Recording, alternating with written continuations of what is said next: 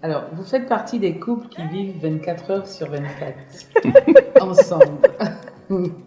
Pour commencer, comment vous vous êtes rencontrés? Une belle histoire, c'était dans le cadre du travail. Elle était venue faire un stage où je travaillais, c'est là que nous nous sommes connus. À quel moment donc vous décidez de commencer à travailler ensemble? Moi, je suis resté Dans l'entreprise. Oui. Et elle, J'ai petit à petit, commencé elle a commencé à démarcher. à démarcher ses Voilà. clients avec l'agence de voyage. Le souvenir que j'ai, c'est que bon, moi je travaillais, j'avais un salaire mensuel et je regardais un peu de loin ses activités. Exact. Et de temps en temps, elle m'interpellait toujours, enfin souvent dessus. Bon, il y a telle chose. Moi, je la conseillais beaucoup en communication. Bien sûr, c'était votre domaine. Voilà. Et dans votre entourage, alors à ce moment-là, quand quelques personnes ont déjà constaté que vous avez commencé à travailler ensemble, vous avez donc décidé de travailler ensemble, la question qui me vient, c'est est-ce qu'il n'y a pas des personnes qui ont essayé de vous décourager? Est-ce que vous-même, à votre niveau, vous n'avez pas eu peur que votre couple en pâtisse? Ça vous a pas traversé l'esprit juste avant de... Moi, je me suis jamais posé cette question-là parce que c'est naturel. C'est pas que ce soit naturel, c'est dans notre nature d'être tout le temps ensemble. D'ailleurs, même il y a notre fille qui nous dit vous êtes tout le temps collés. Vous êtes collés dans la voiture, vous êtes collés partout. Oui, toi, papy, tu as laissé ton travail. Vraiment.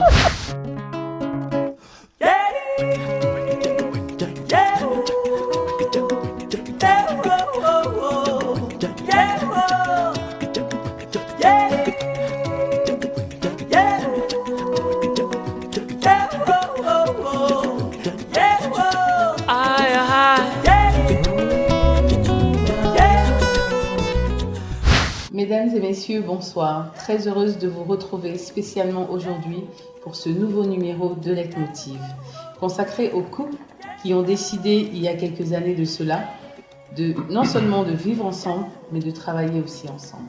Alors, Madame Zébi, quelles sont les qualités et les défauts de votre époux?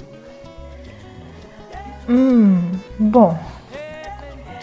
Il est très gentil. Il est... Bon. J'aimais dire souvent, c'est pas pour flatter, mais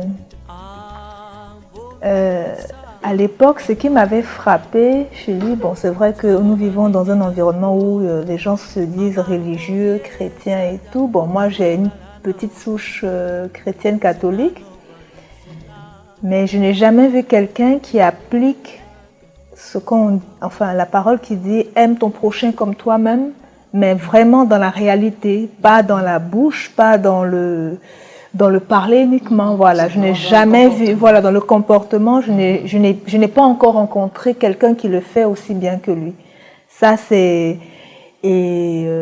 franchement ça m'a profondément touché, oui, ça m'a capté.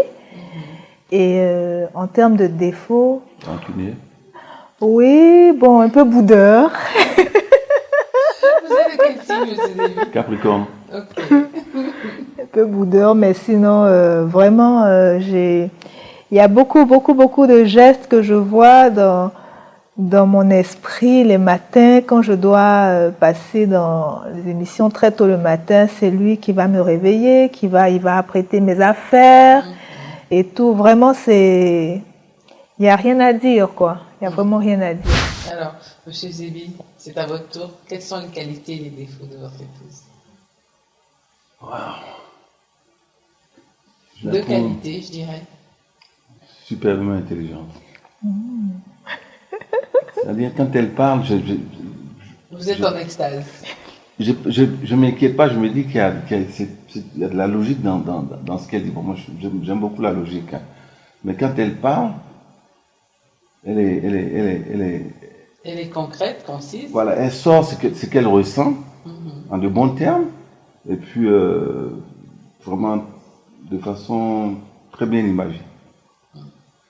En termes de défauts, des fois, je pense qu'elle fonce la tête baissée. D'accord. Oui. Ça, c'est dans le travail. Et dans la vie de tous les jours? Dans la vie, un peu désordonné. Oui, un peu désordonné. Bon, moi d'ailleurs, hein, mais elle est un peu plus que moi quand même. Ouais. Oui, Alors, un gros défaut de Madame Zébi. désordonné. Mais ce qui est compliqué, c'est que je dis souvent à ses collaboratrices, je dis, elle est désordonnée, mais très ordonnée parce que... Elle retrouve tout. Parce que des fois, quand elle écrit ses mails ou bien quand elle est en train de retracer tout ce qu'il y a à faire, je dis, mais c'est pas du désordre finalement, en tout cas. Je ne sais pas comment elle s'arrange là, mais... puis elle a une de ses mémoires vraiment qui est phénoménale. Ah, bah, Moi, je n'ai pas une bonne mémoire, mais bon. Voilà. Alors, aujourd'hui, votre salon de coiffure spécialisé dans le traitement de cheveux naturels et votre agence de voyage sont des références. Comment êtes-vous arrivé à vous faire un nom pendant ces 10 ans? Alors, il faut dire que c'est beaucoup de travail. C'est beaucoup de travail. J'imagine. Oui, et au niveau de l'agence de voyage déjà, bon, on arrive dans un secteur où tout est dématérialisé.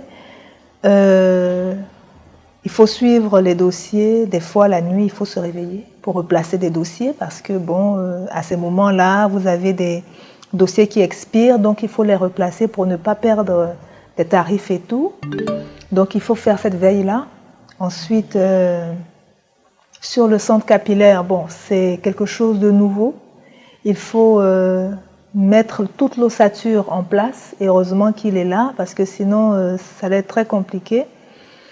Il faut faire comprendre aux employés l'esprit dans lequel nous fonctionnons, qui est différent d'un salon de coiffure classique. Là, on est en train de parler de gamme de produits propres aux cheveux de type africain.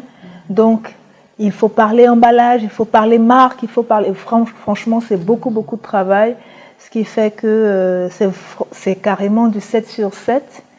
Et bon, heureusement, il faut dire qu'on a les retours aussi parce que on sent bien que les gens qui nous visitent nous font confiance de plus en plus. Ça vous encourage. Ça encourage, voilà. Ça encourage à continuer. Et comment vous arrivez à concilier les deux? L'agence? Ben, heureusement que bon, toutes les deux activités sont recentrées au même endroit déjà. Ça permet de ne pas être éparpillé. Tout à fait.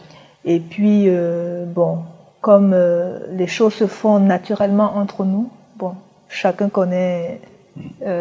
enfin, les parkings sont partagés, voilà. Alors, moi, la question que j'aimerais poser, qui s'occupe des cheveux de qui, là?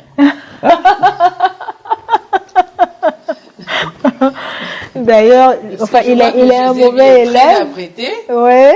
Alors, lui, c'est plutôt un mauvais élève. Pourquoi? Mais bon, je veux dire, il y a certains détails parce qu'il y a certains. Quand je fais les préparations au niveau des produits, je lui demande de faire des tests. Bon, des fois, il ne le fait pas correctement non plus.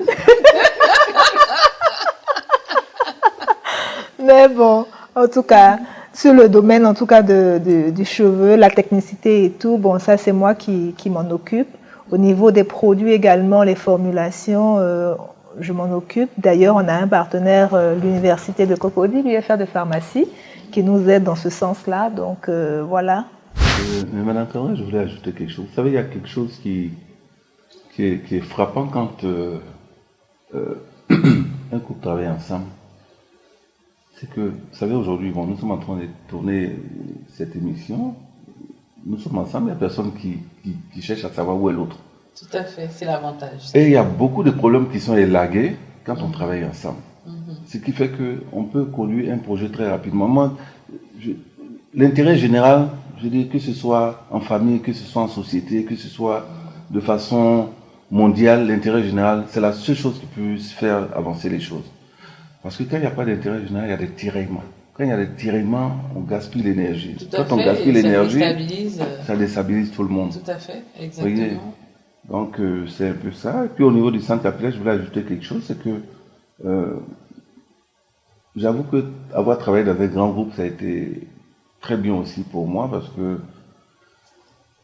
il faut savoir faire les choses autrement toujours. Quand je dis souvent aux gens, s'il y a 5 personnes qui vont vous voulez vous êtes la 6e personne, si vous assaisonnez comme les 5 autres personnes, il faut pouvoir créer la différence. Il faut créer la différence. Donc, toujours innover, faire les choses autrement. Exactement. Et ça, je pense que c'est à la base de beaucoup de choses que nous faisons. Tout à fait. Ok. Alors, si vous aviez un conseil justement à donner à ces couples qui s'aiment et qui hésitent encore de travailler ensemble, qu'est-ce que vous leur direz? Je pense qu'il y a une base d'abord, une base tangible qui doit être là. Parce que deux personnes qui ne se parlent pas à la maison, parce que des fois, je pense que les enfants trouvent que nous parlons trop, tous les deux. Si vous ne vous parlez pas ensemble, il va être difficile de travailler ensemble. C'est clair. Parce que tous les jours, même dans les escaliers, vous voyez. Donc déjà, au départ, il faut déjà avoir une certaine proximité. Une l'un amitié, envers l'autre, une amitié, confiance. La confiance aussi, ça se mérite. Hein. Tout à fait. Donc, il faut tout ça. Ça, c'est la base. Parce que s'il n'y a pas cette base, c'est même pas la peine de sauter de faire le pas pour aller travailler ensemble. Ça va être difficile. C'est-à-dire, tout ce que vous vivez à la maison va se ressentir au niveau du boulot. Travail. Et puis, bon, finalement, pas d'intérêt général, perte de temps, et puis bon. Alors, toute la journée, vous bataillez ensemble, mais le soir, quand vous rentrez, alors finalement, vous avez toujours des sujets de conversation ou vous êtes fatigué On se parle De la toujours. voiture jusque là-bas.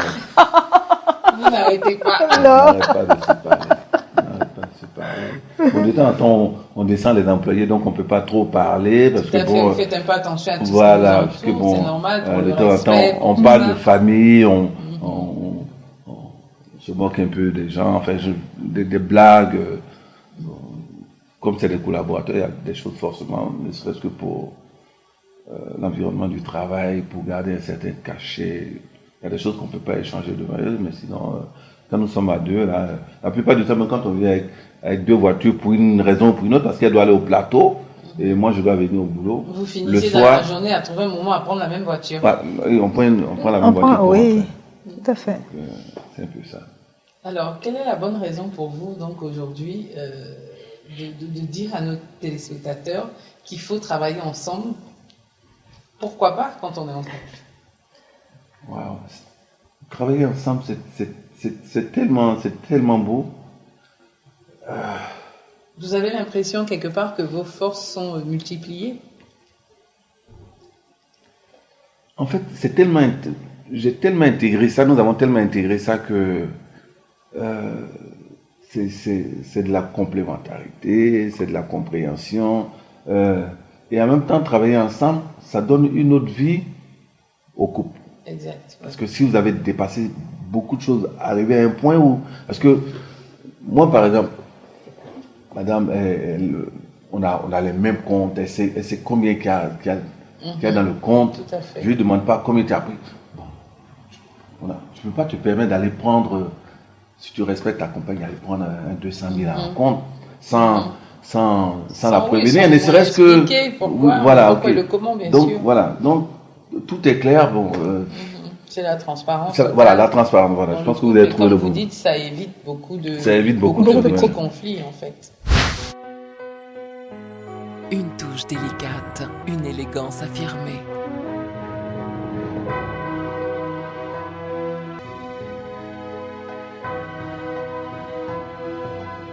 Toujours donner le meilleur de soi. Un engagement de fidélité.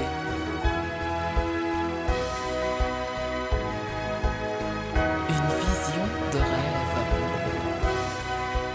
Zdol, mon opticien.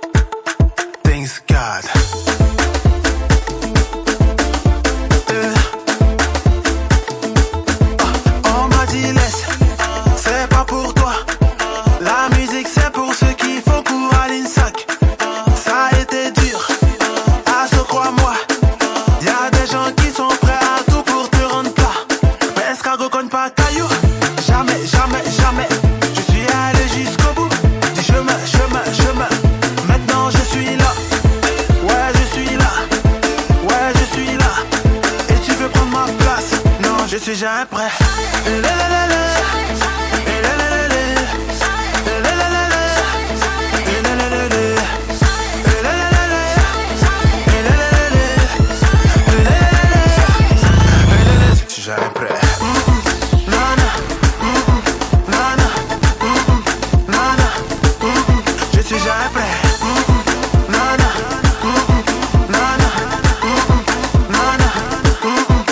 Jamais prêt.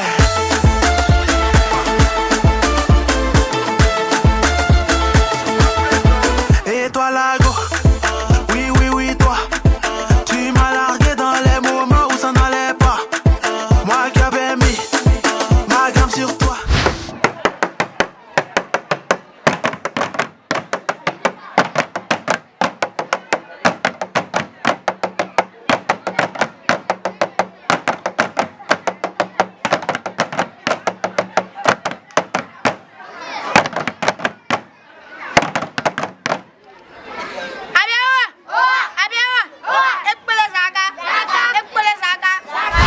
Chers habitants de la commune d'Atekoubé, je voudrais, au nom de la Fondation africaine pour la paix par le développement, vous dire merci pour cet accueil chaleureux sur cette place symbolique de la solidarité. En ces jours de fête et de célébration, nous avons tenu à honorer le travail accompli par la municipalité d'Atekoubé en offrant ces repas en cette veille des fêtes. Je me félicite du soutien et de l'enthousiasme de toutes les parties prenantes qui ont contribué généreusement à l'organisation de cet événement. J'associe à ces remerciements tout le personnel d'encadrement de la municipalité, les Amazones et toutes ces personnes qui ont contribué à cet événement. Sans votre contribution à tous, cet agréable moment de partage n'aurait pas été possible.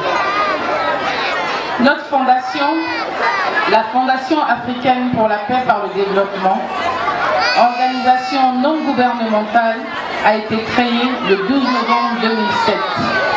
Notre vision est de faire de la paix une culture, un état d'esprit, une valeur, un devoir moral et un instrument économique de lutte contre la pauvreté en Afrique.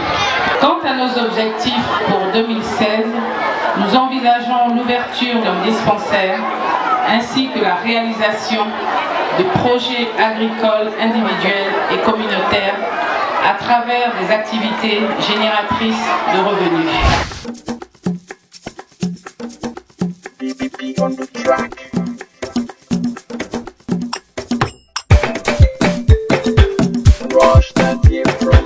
Yeah, come on, here we go.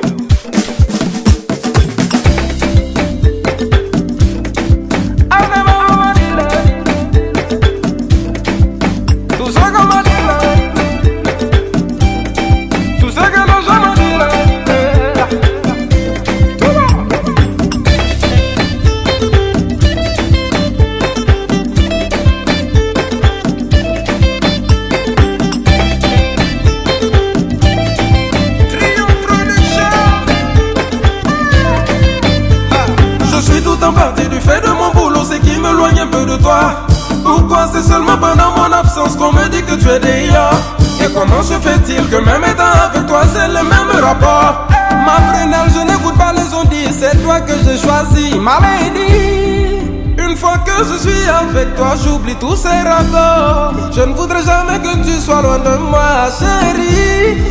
I like the way you shake your body on me, my coco. J'aime que tu remues tout ce que Dieu t'a donné.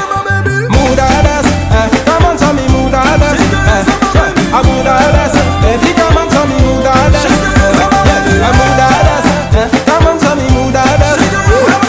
Moudades, baby, come on, tell me moudades. Nous sommes aujourd'hui dans la commune d'Atekoubé pour distribuer des repas aux familles démunies. Ce concept s'appelle les maquis du cœur. Alors, la première édition s'est tenue dans la commune de Port-Boué, où ça s'est très bien passé. Et aujourd'hui, nous sommes dans la commune d'Atekoubé et nous espérons que les prochaines éditions, nous serons dans plein d'autres communes d'Abidjan et ensuite nous irons à l'intérieur du pays. Nous attendions 3000 personnes et nous avions prévu 3200 et quelques repas. Malheureusement, la totalité des personnes ne sera peut-être pas là, mais satisfaite de voir le bonheur qui se traduit sur le visage de tous ces enfants qui sont là et avec qui on partage un super repas. On a eu l'idée de créer les maquis du cœur parce que je trouvais que les restos du cœur en France, créés par Coluche, c'était une très bonne action.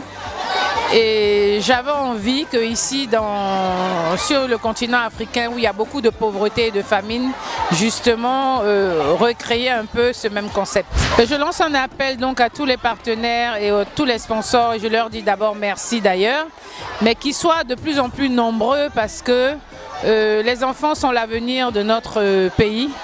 Et pour qu'ils soient de grands hommes intellectuels ou de grandes femmes intellectuelles, il faut qu'ils mangent bien.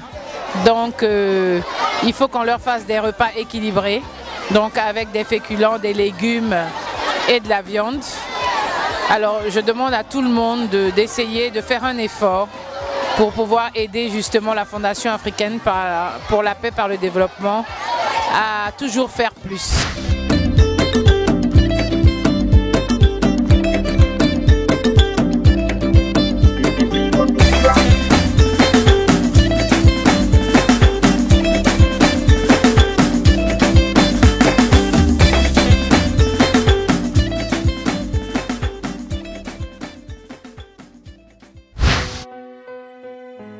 Une touche délicate, une élégance affirmée.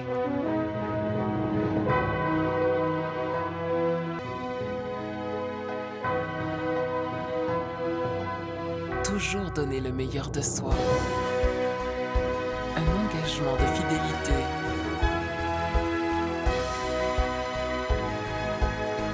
Une vision de rêve.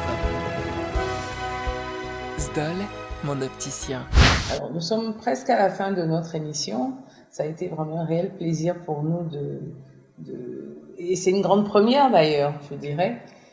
Et je pense que ça ne sera pas la dernière. Il y a plein de couples qui nous regardent et je pense qu'ils vont se dire Madame Zebi et Monsieur Zebi, vous rayonnez là. Donc, ils vont se décider, je crois. Alors, Madame Zebi, vous, qu'est-ce que vous direz aux téléspectateurs qui nous regardent? Qu'est-ce que je peux bien dire? Souhaiter que tout se passe bien pour eux comme ça se passe pour nous, voilà, et que de ne pas hésiter, en tout cas quand ils sentent le besoin de vouloir lancer une activité avec leurs épouses, c'est bien de se lancer et surtout il y a un aspect qui est fondamental, c'est la confiance, que les deux partenaires puissent se faire confiance, puissent avancer ensemble. Les histoires de oui, c'est mon patron ou c'est pas mon patron, franchement, c'est des débats qui sont complètement inutiles.